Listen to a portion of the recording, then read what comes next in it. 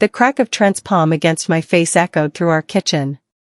The ceramic plate I'd been holding slipped from my fingers and shattered across the tile floor. My cheek burned, but the heat spreading through me wasn't from the slap. It was something else entirely. Something cold and final.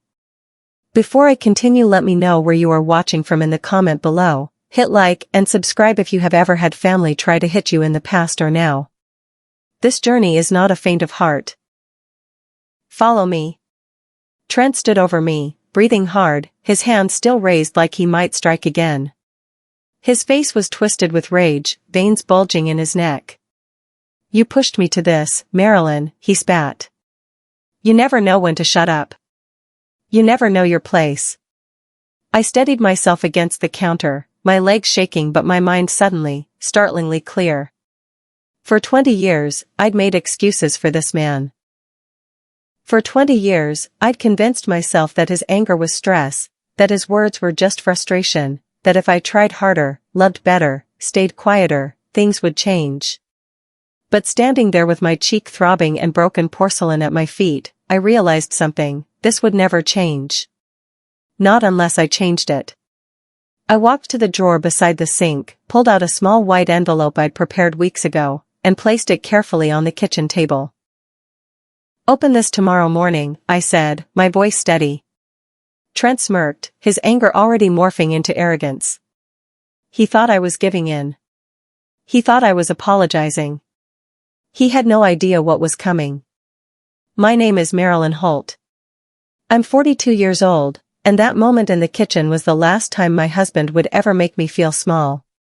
He thought that slap would break me, would remind me who held the power in our marriage. Instead, it was the moment I realized something I should have understood years ago: I wasn't weak. I was strategic. And the difference between those two things was about to destroy everything Trent thought he'd built. After I placed the envelope on the table, Trent circled it like a predator examining prey. He picked it up, felt its weight, turned it over in his hands. I watched his face carefully. The smirk never left his lips. What is this, Mari? He asked, using that condescending nickname he knew I hated. An apology letter? Maybe some cash to smooth things over? I didn't answer. I simply walked past him, my head held high, and went upstairs to our bedroom. Behind me, I heard him laugh. Actually laugh. Like this was all some game he'd already won. That night, I lay in bed listening to him move around downstairs, probably drinking beer and watching sports highlights, convinced that tomorrow would be just another day where I forgave him and life continued as usual. He was wrong. The first time Trent showed me who he really was, I was 23 years old. We'd been dating for 6 months, and I'd accidentally interrupted him while he was telling a story at a dinner party with his friends. Nothing major, just adding a detail he'd forgotten. But the look he gave me froze the words in my throat. Later, in the car, he'd turned to me and said, "Don't ever embarrass me like that again. You don't know how to talk to a man in public." I'd apologized. Actually apologized. I'd spent the whole ride home feeling guilty, wondering what I'd done wrong, promising myself I'd be more careful next time. That was my first mistake. Not the interruption, but the apology. Because it taught Trent that he could reshape reality, make me doubt myself, make me believe that his anger was my responsibility. Looking back now, I could see the pattern so clearly. Every time I achieved something, he found a way to diminish it. When I got promoted at work, he'd mentioned how lucky I was that they needed to fill diversity quotas. When I wanted to take classes to finish my degree, he'd sighed about how expensive it would be, how we needed to save money, how I should focus on our home instead. The criticism was never loud enough to be called abuse. It was subtle, constant, wearing me down like water on stone. Trent's mother, Patricia, was the architect of his arrogance. She'd raised him to believe he was exceptional simply for existing. When we got engaged, she pulled me aside at the rehearsal dinner and gave me what she called marriage advice. "Men get angry sometimes, Marilyn," she'd said, patting my hand like I was a confused child. "It's a woman's job to keep the house peaceful. Don't nag.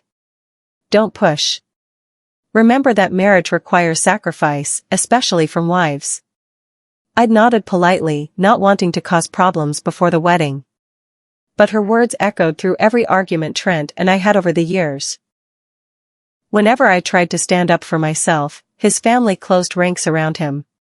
His sister would tell me I was being too sensitive. His father would suggest I was overreacting. His brother would joke that all wives complained too much. They'd created this fortress of enablement around Trent, where nothing was ever his fault and every problem could be traced back to everyone else. When I finally understood this, I stopped looking to his family for support.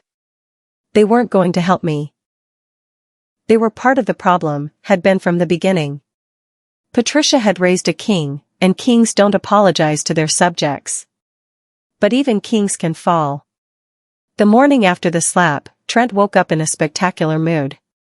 He whistled while making coffee, kissed the top of my head like nothing had happened, and strutted around the house with the confidence of a man who'd won something.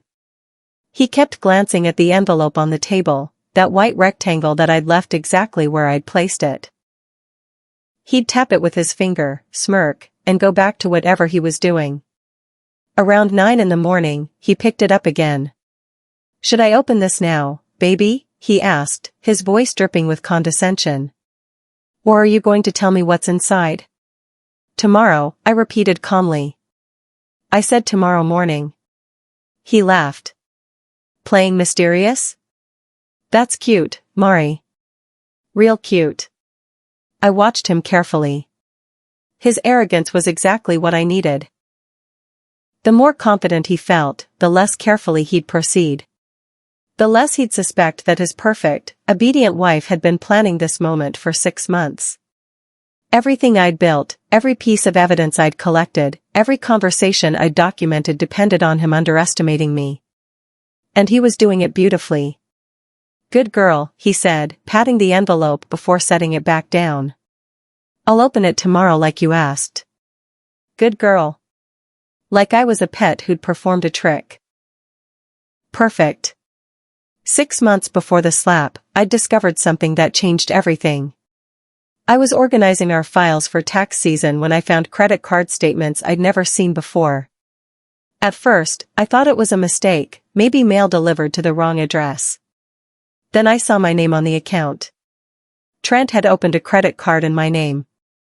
Not joint. Mine. And he'd charged nearly $12,000 on it.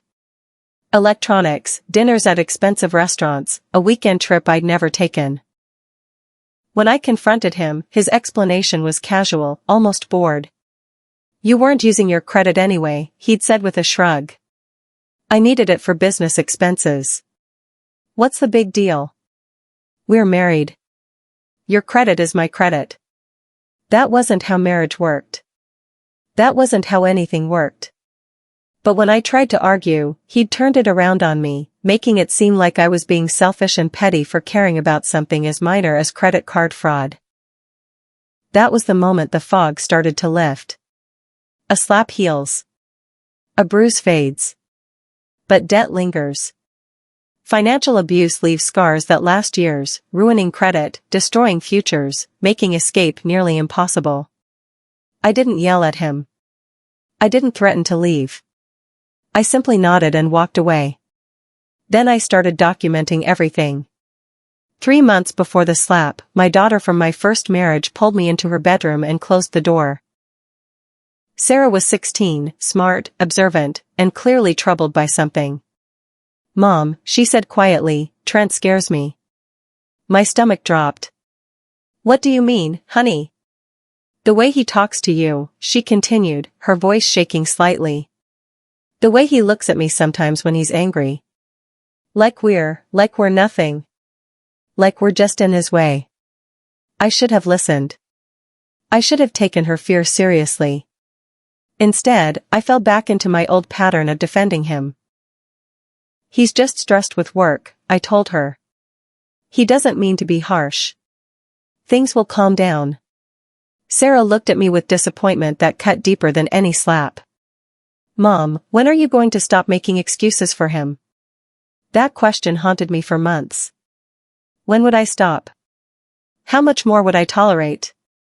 How long would I sacrifice my daughter's sense of safety for the sake of keeping peace with a man who didn't deserve it? I hugged Sarah and promised her we'd be okay. At the time, I wasn't sure if I was lying or not. Now I knew. We would be okay. Because I was finally going to make sure of it. One afternoon while Trent was at work, I was putting away his laundry when I noticed his laptop open on the dresser. The screen was still active, showing his email inbox. I knew I should close it and walk away. That's what the old Marilyn would have done. But I didn't. I looked. The emails were from someone named Rebecca from his office.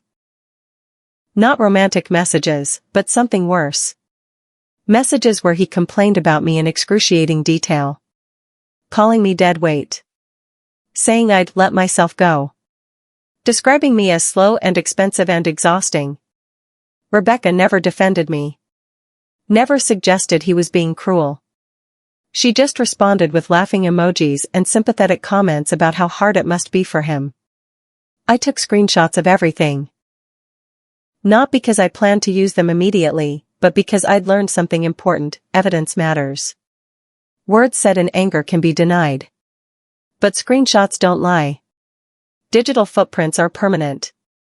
I saved every message to a folder on my own laptop, backed them up to a cloud account Trent didn't know existed, and closed his computer exactly as I'd found it. When he came home that evening, I served dinner with a smile. He never suspected a thing.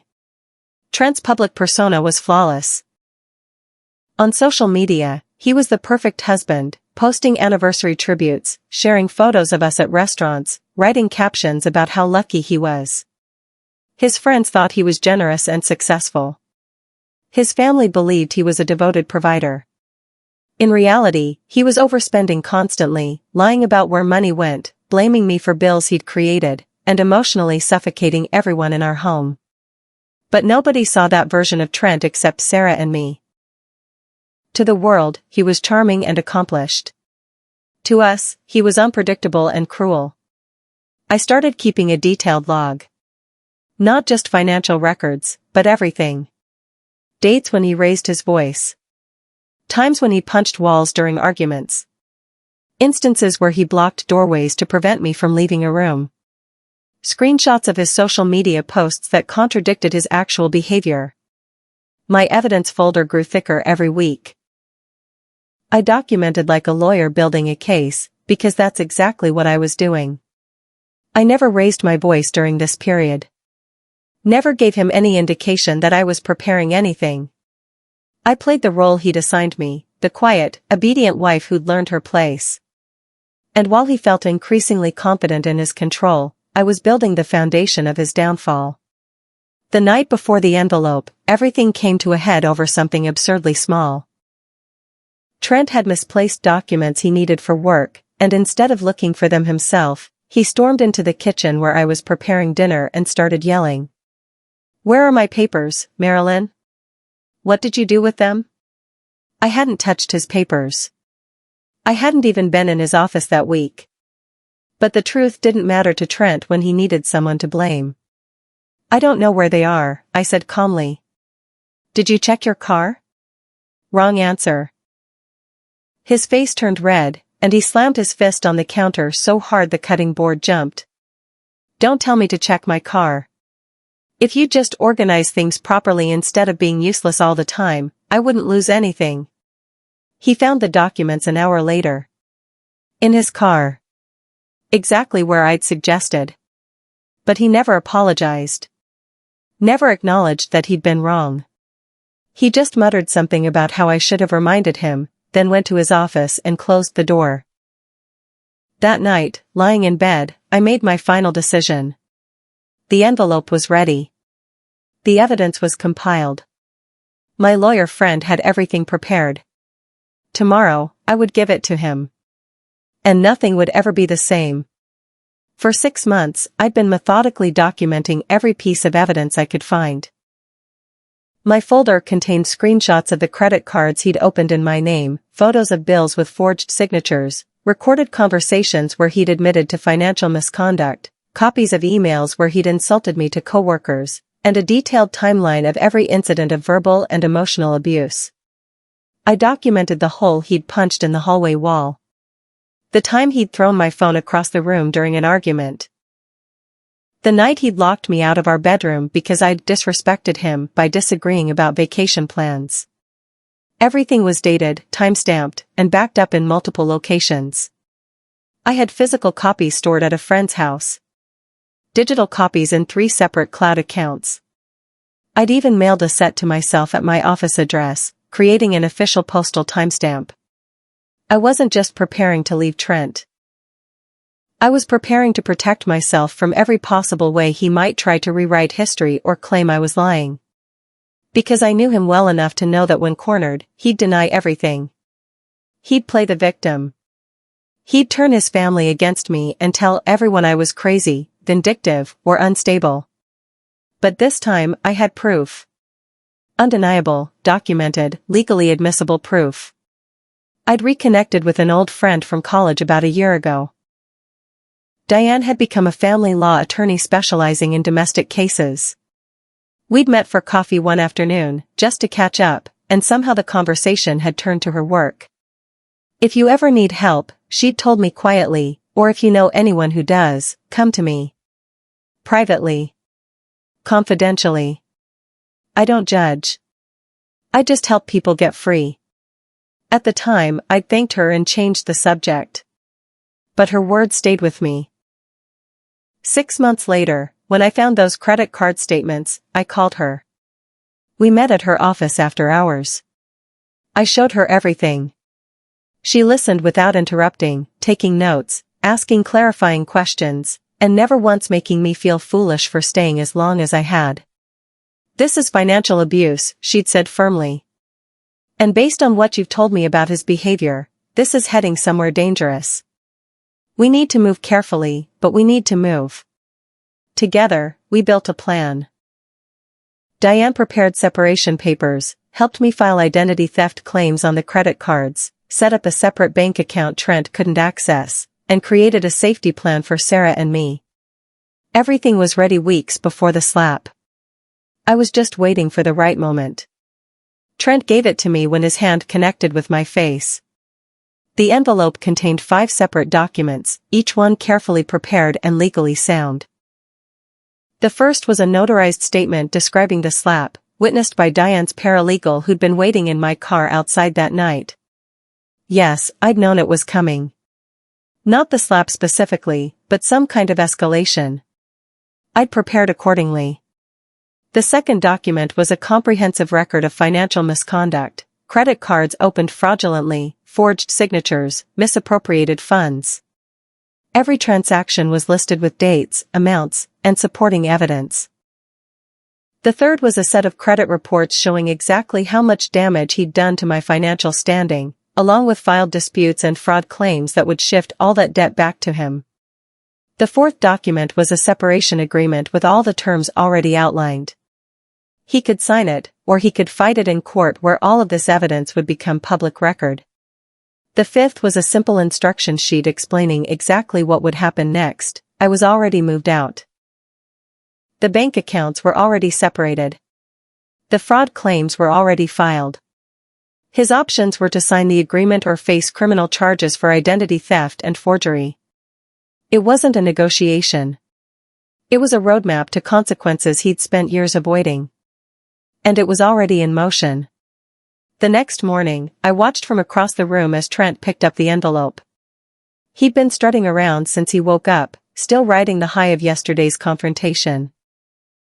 He thought he'd reasserted his dominance. He thought I'd learned my lesson. He tore open the envelope like he was expecting money. Maybe a note begging for forgiveness. Instead, documents spilled onto the table. I watched his face change in real time. The smug confidence drained away, replaced by confusion, then comprehension, then something close to panic. His eyes darted across the pages, scanning dates and signatures and official stamps. "What the hell is this, Marilyn?" His voice was strangled, higher than normal.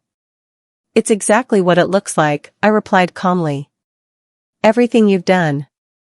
Everything I've documented. Everything that happens next. He shuffled through the papers frantically, his hands shaking now. This is insane. You can't do this. You're my wife. I was your wife, I corrected. Now I'm a woman with a very good lawyer and 6 months of evidence. His face went pale as he reached the credit reports. You filed fraud claims against me? I'm your husband. You committed fraud against me, I said simply. Being married doesn't make that legal. He looked up at me, and for the first time in 20 years, I saw fear in his eyes. Good. While Trent was still reading through the envelope's contents, his hands shaking with rage and panic, I calmly gathered my purse and car keys. I'd already moved my essential belongings out over the previous 2 weeks, taking small loads to Diane's office where she'd stored everything for me. The house, thankfully, was in my name only. I'd inherited it from my grandmother years before I met Trent. He'd pushed for years to have his name added to the deed, but something had always stopped me from agreeing. Now I understood what that something was: instinct. When Trent saw me heading toward the door, he moved to block my path. It was a familiar tactic, something he'd done countless times during arguments. Stand in the doorway, make himself immovable, force me to either push past him or give up. This time was different. Step aside, Trent, I said quietly. We need to talk about this, he said, his voice taking on that manipulative tone he used when he wanted to sound reasonable. You can't just leave. We have to work this out. I'm not discussing anything with you. Everything you need to know is in those papers. He reached for my arm. I stepped back before he could touch me. Don't, I said firmly. Everything you do now gets added to my documentation. Every word. Every action. So choose carefully. He froze, finally understanding that the game had changed. I walked past him and out the door.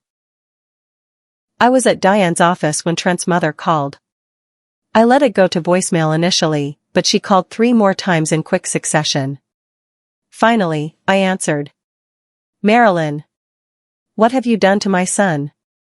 Patricia's voice was shrill with outrage. He's devastated. He said you filed false police reports and fraud claims. You're destroying his reputation. I filed accurate reports with documentation, I replied calmly. Would you like to see the evidence? Evidence? What evidence? Trent would never. I have copies, I interrupted. I can bring them to your house right now if you'd like. Credit card statements with forged signatures. Emails where he admits to financial misconduct. Recordings of arguments. Photos. Timestamps. Everything. The line went quiet. In the background, I could hear Trent's voice, agitated and angry, trying to coach his mother on what to say. I think you should see this for yourself, Patricia. I'll be there in 20 minutes. I hung up before she could respond. Diane looked at me with raised eyebrows. You're really doing this? She asked. They need to see who he actually is, I replied. Not who they've convinced themselves he is. When I arrived at Patricia's house with a folder full of evidence, her initial hostility melted as I laid out document after document. She read in silence, her face growing paler with each page. When I left, she hadn't said a word. But silence is its own admission of guilt. The meeting at the bank was exactly as humiliating for Trent as I'd hoped it would be. We sat across from a fraud investigator who reviewed every charge on the credit cards he'd opened in my name. I'd already submitted my claims weeks earlier with full documentation proving I'd never authorized or benefited from any of the charges. Now Trent had to explain himself. To strangers. In an official capacity. He tried charm first, explaining that it was just a marital misunderstanding, that married couples shared credit all the time, that I was overreacting to a simple mistake. The investigator looked at him flatly. Sir, these are separate accounts opened with forged signatures. That's identity theft, not a marital disagreement. Trent's face flushed. She's my wife. We share everything. Not her identity, the investigator replied. Not her credit. Not her signature. I sat quietly through the entire meeting, my hands folded in my lap, letting Trent dig his hole deeper with every defensive explanation. Every time he tried to minimize what he'd done, the investigator would reference another specific charge, another forged document, another piece of evidence that proved he'd known exactly what he was doing. By the end of the meeting, Trent was sweating and silent. The investigator informed him that all the debt would be transferred back to his name and that the bank would be filing their own fraud report with law enforcement. Outside, Trent turned to me with pure hatred in his eyes. You planned this, he hissed. Yes, I replied simply. I did. I didn't contact Trent's workplace. I didn't need to. The bank's fraud investigation triggered an automatic review of his corporate credit card usage, which was handled by the same financial institution. When the company's HR department started asking questions about irregularities in his expense reports, they discovered their own set of problems. Trent had been charging personal expenses to his corporate card for months. Dinners that weren't business meetings. Electronics that never made it to the office. Hotel stays during times when he claimed to be working from home. His supervisor called me directly, which surprised me. She introduced herself as Karen from accounting and asked if I'd be willing to answer some questions about charges that appeared on both Trent's corporate card and our personal cards on the same dates. I told her I'd be happy to cooperate but suggested she speak with my attorney to ensure everything was handled properly. Diane handled that conversation, providing limited information that nevertheless painted a clear picture of Trent's financial misconduct. 2 weeks later, Trent was placed on administrative leave pending a full investigation. His salary continued during the investigation, but his corporate card was cancelled immediately. I didn't celebrate. I didn't gloat. I simply continued with my plan, letting each consequence unfold naturally, letting Trent's own actions create the consequences he'd spent years avoiding. The truth, I was learning, didn't need embellishment. It just needed to be revealed. Trent had spent months telling his friends that I was dramatic and difficult, that I didn't understand how hard he worked, that I made his life unnecessarily stressful. When word of our separation spread, several of these friends reached out to me with variations of the same message. We heard things aren't working out. Trent said you've been struggling lately. Let us know if we can help. The implication was clear. They believed his version where I was the problem. I invited 2 of them to coffee, men Trent had known since college. I brought printed copies of his emails where he'd called me dead weight and a burden. I showed them the credit reports with forged signatures. I read aloud his messages to Rebecca about how I'd let myself go and was barely worth the effort anymore. I didn't editorialize. I didn't add emotional commentary. I simply showed them evidence and let them draw their own conclusions. Both men stared at the documents, then at their coffee cups, then at me with expressions that mixed embarrassment and shock. He told us you were trying to take everything from him, one finally said. That you'd turned vindictive and were making stuff up. I don't need to make anything up, I replied, gathering my papers. I just documented what actually happened. When I left the coffee shop, both men remained seated, still processing the disconnect between the friend they thought they knew and the man I'd proven he was. Trent's final strategy was predictable: tears. The man who'd spent 20 years criticizing my emotions suddenly became a fountain of feeling. He showed up at my new apartment unannounced, which violated the separation agreement but wasn't technically illegal since formal orders weren't yet in place. Marilyn, please, he said through the door. I know I messed up. I know I hurt you. But we can fix this. I can change. I want to get help. I want to be better. I opened the door but didn't invite him in. Trent, you hit me 3 weeks ago. Before that, you stole my identity, destroyed my credit, and spent years making me feel worthless. This isn't something couples counseling can fix. I'll do anything, he insisted, and actual tears rolled down his face. I'll go to therapy. I'll take anger management. I'll prove I can change. For a moment, a very small moment, I felt something like pity. This man was genuinely suffering. But then I remembered Sarah's face when she'd told me Trent scared her. I remembered the casual cruelty in his emails. I remembered the sting of his palm against my cheek and the smirk that followed. I don't negotiate with disrespect, I said quietly. And I don't give second chances to people who show me who they are over and over again. I closed the door. He stood outside for 10 minutes, crying and pleading. I called Diane, who called him and informed him that showing up uninvited qualified as harassment. He left. He didn't come back. The legal separation processed smoothly because Diane had prepared everything so thoroughly. We filed in court on a Tuesday morning. By Thursday afternoon, we had a court date scheduled and temporary orders in place that prevented Trent from accessing any accounts in my name, contacting me except through attorneys, or coming within 500 feet of my apartment or workplace. Trent hired his own lawyer, but it was clear from their filings that they had very little to work with. They couldn't dispute the documented evidence. They couldn't explain away the financial fraud. They couldn't argue that the credit cards opened in my name were somehow legitimate. Their strategy seemed to be delay and minimize. Every filing they submitted asked for extensions, additional discovery, more time to respond to evidence. They were hoping I'd get tired, settle for less, accept a compromise that didn't hold Trent fully accountable. They didn't understand who they were dealing with. I wasn't interested in negotiation. I wasn't interested in compromise.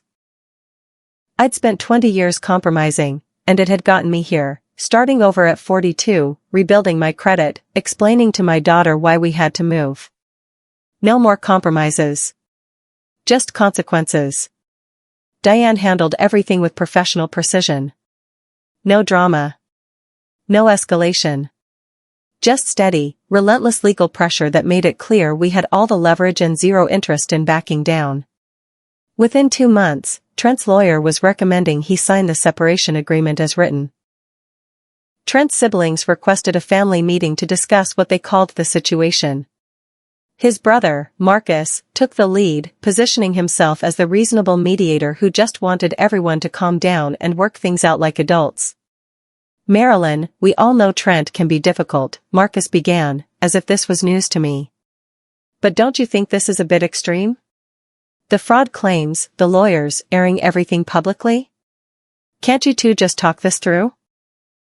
His sister, Brenda, nodded sympathetically. Marriage is hard. People make mistakes. But you're destroying his life over some credit card issues and one bad fight. I'd brought my folder. I always brought my folder now. I spread the evidence across the conference table we'd gathered around, photographs of damaged property, printed emails, credit reports, bank statements, medical documentation from the night of the slap. One bad fight, I repeated quietly. Is that what your mother told you? One fight? I pushed the timeline toward them, months of documented incidents, escalating patterns of abuse. I didn't narrate. I just let them read. The conference room fell silent except for the rustling of papers. Marcus's confident mediator expression gradually dissolved. Brenda's hand went to her mouth as she read Trent's emails describing me to his coworker. He did all this? Brenda whispered finally. That's just what I could document, I replied. There's 20 years of things I can't prove because I didn't know I needed to. Nobody tried to mediate after that. The downfall, when it came, was comprehensive. Trent's employer concluded their investigation and terminated him for cause. Not because of me, not because of the divorce, but because he'd systematically misused company resources for personal gain. The pattern was impossible to ignore once they started looking. His credit cards, the legitimate ones he'd opened himself, were maxed out from legal fees. The house he'd expected to keep half of was never his to claim. The reputation he'd cultivated as a successful, devoted husband disintegrated as more people learned the truth. His mother stopped returning his calls after she saw the full evidence. His siblings distanced themselves. Friends who'd known him for decades started questioning everything they'd believed about him. I didn't cause any of this. I simply stopped protecting him from his own choices. For years, I'd covered for his mistakes, smoothed over his rough edges, made excuses to his family and friends. I'd absorbed his anger so others wouldn't see it. I'd taken responsibility for problems he created. When I stopped doing that, when I stepped back and let the truth be visible, everything he'd built on lies and manipulation collapsed naturally.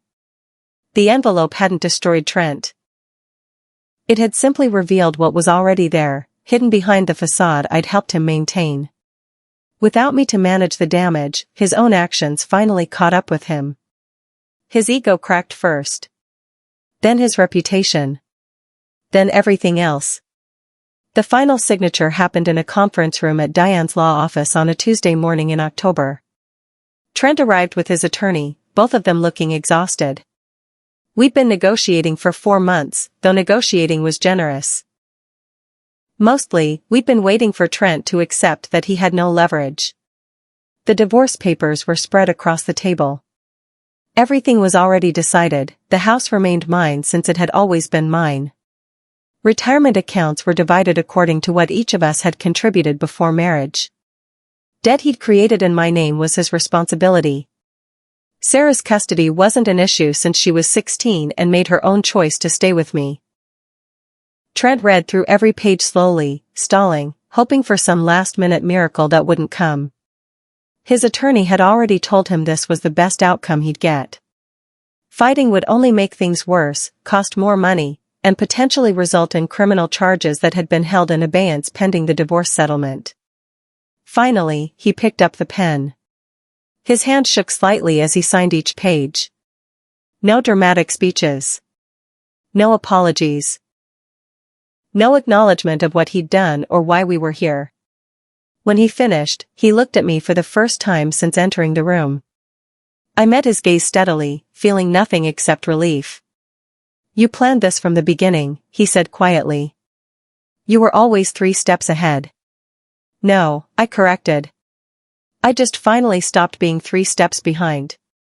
He stood, gathered his copies, and left without another word.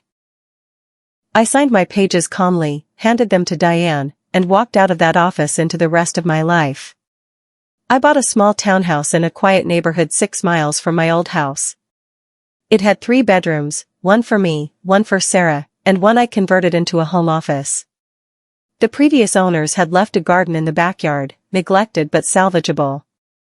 I spent weekends that fall replanting, pulling weeds, learning which flowers could survive Georgia's unpredictable weather. Sarah helped, both of us quiet and thoughtful as we worked with soil and seeds, literally rebuilding something green from ground that had been barren. My first dinner in that house was simple: pasta, salad, bread I'd baked myself. Sarah and I ate in comfortable silence, the kind of quiet that comes from peace rather than fear. No walking on eggshells. No monitoring moods. No bracing for sudden anger. Just quiet. Just peace. Just us. The envelope hadn't been about revenge, though Trent probably thought it was. It hadn't been about punishment or payback or evening scores. It had been about something simpler and more important: documentation. Evidence. Truth. For 20 years, I'd let Trent reshape reality to suit his narrative. I'd doubted my own memories, questioned my own feelings, accepted his version of events even when I knew it was wrong. The envelope was the moment I stopped accepting his reality and started documenting my own. Every date, every incident, every piece of evidence was my way of saying, this happened. This was real. This mattered. I didn't escape a marriage. I escaped a cage I'd helped build by staying silent, by accepting less, by believing I deserved his treatment. Sarah thrived in our new home. Her grades improved. She smiled more. She started bringing friends over, something she'd rarely done when Trent lived with us. One evening, about 6 months after the divorce was finalized, she came into the kitchen while I was cooking and hugged me from behind. "I'm proud of you, Mom," she said quietly. That was worth more than any legal victory, any financial settlement, any revenge I could have planned. I'd taught my daughter the most important lesson I'd ever learned, that quiet strength isn't weakness. That preparation isn't paranoia. That leaving takes more courage than staying ever did. The envelope hadn't ended Trent's freedom, marriage, or ego. Those things ended because of his own choices, his own actions, his own refusal to see other people as fully human. I'd just stopped protecting him from the consequences. And in doing so, I'd finally freed myself. This story teaches us that domestic violence weakens the bond of love, friendship, and companionship. Love and respect keeps the family moving forward. Have you ever watched someone's true character get exposed by domestic violence? Share your story in the comment below.